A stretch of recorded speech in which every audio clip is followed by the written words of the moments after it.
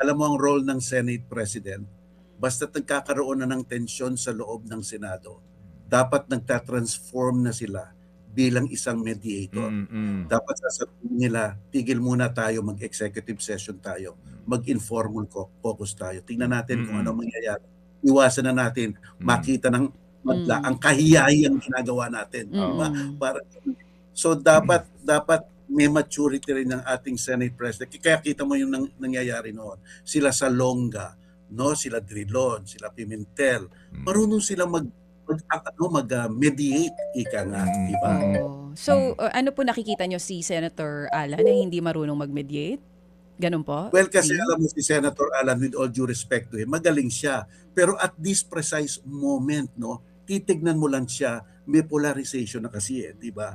Kaya baka nga kailangan na isang taong medyo palatapos sa dalawang panig, no? Yung parang okay siya.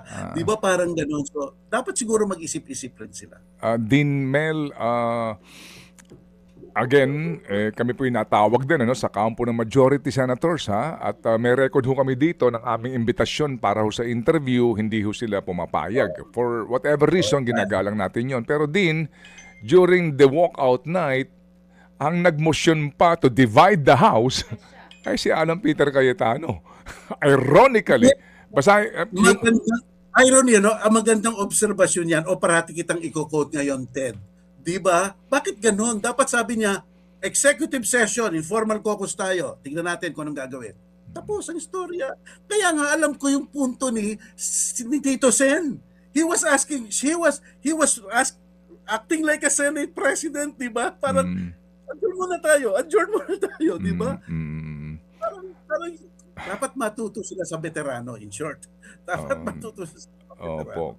Mga kapatid, patuloy po kayong tumutok sa 105.9 True FM para sa totoong balita, informasyon, music, and entertainment. Mag-subscribe sa aming YouTube channel at podcast at sundan nyo kami sa Facebook, Instagram, X at TikTok sa True Network PH. Bisitahin din po ang aming official website, truefm.ph.